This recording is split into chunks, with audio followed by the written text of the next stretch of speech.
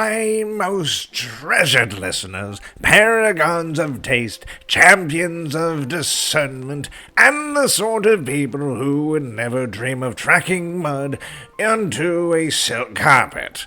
Today I bring you an account of a place steeped in legend, scorched by war, and curated with surprising professionalism. Yes. Fate, ever the dramatist, delivered me into the hallowed grounds of Tukayyid. Yes. One must imagine my astonishment when my invitation arrived, sealed not merely with wax, but with a decorative stamp sporting the majestic emblem of Comstar's finest historical authorities.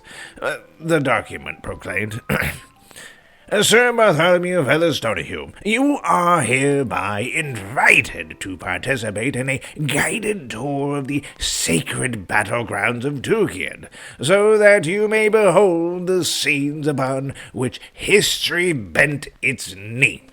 I, of course, accepted immediately, for history and I have a long and mutually admiring relationship, yes.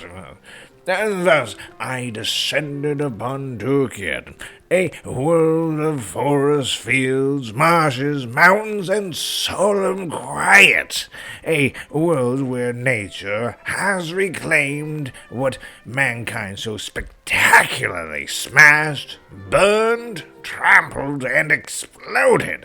Awaiting me at the landing field was my appointed tour guide, a Comstar adept of such seriousness that my butler whispered, Sir, I believe this man is not smiled since the first Exodus. His robes fluttered slightly as he bowed and introduced himself as Historicus Marlenus, a keeper of battlefield narratives, curator of the iconic mishaps, and archivist of regrettable strategic decisions. Please follow me, he instructed, in a tone suggesting deviation would result in a sternly worded report, and thus begun our tour. Our journey commenced upon a vast, grassy plain, now filled with peacefully grazing cattle-like creatures, blissfully unaware of their ancestors once watched mix pulverizing these fields into something resembling gourmet soup. Marlenus gestured subtly to a distant hill. Here, he declared, the battle began. To which I responded quite eloquently, how dreadful and scenic. The adept did not react. We moved onwards onto what was once a sophisticated line of defense works, and is now a series of depressions filled with wildflowers, birds, and the occasional startled tourist.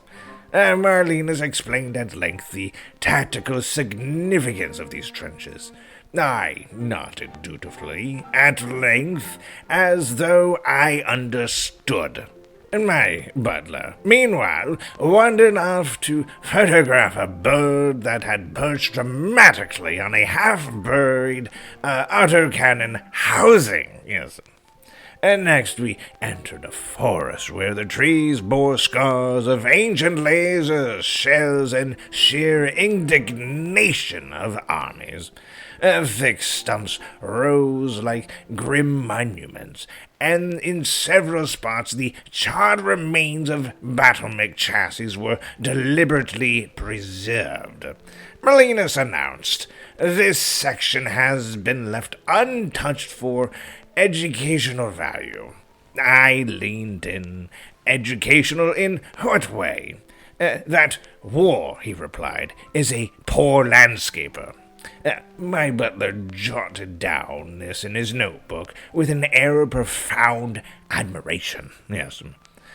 We continued to a series of restored stone bridges, arcing over a lazily flowing river.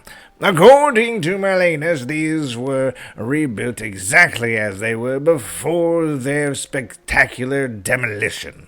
I marveled Such sturdiness, such craftsmanship, such admirable willingness to rebuild a thing destined to be blown up again some day.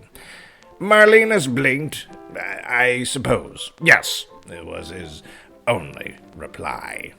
Our tour concluded atop a windy ridge, affording a sweeping view of multiple battlefields below. A patchwork of meadows, woods, wetlands, hills, and preserved devastation. Here Marlenus allowed himself something almost like passion. This, he said, is where the fate of untold billions hung in the balance, where armies clashed not merely for victory, but for meaning, for identity, for the future itself. I placed a hand over my heart, genuinely stirred. Yes, how magnificent, I murmured. How utterly, breathtakingly staggering. My dear man, if bureaucracy ever allows it, you must consider offering picnic services. Marlenus closed his eyes in the universal gesture of polite suffering. Yes, at the end of the day, as the sun dipped behind Tukayyid's rugged horizon, I felt something rare, a hushed reverence. Despite my flamboyant spirit, despite my love of spectacle, even I could sense the weight of sacrifice etched into the land. As we boarded our vessel, my butler whispered, "A remarkable place, sir," and I replied with a solemn nod, "Yes, quite possibly the only battlefield in the hemisphere where one may learn history and enjoy bird-watching."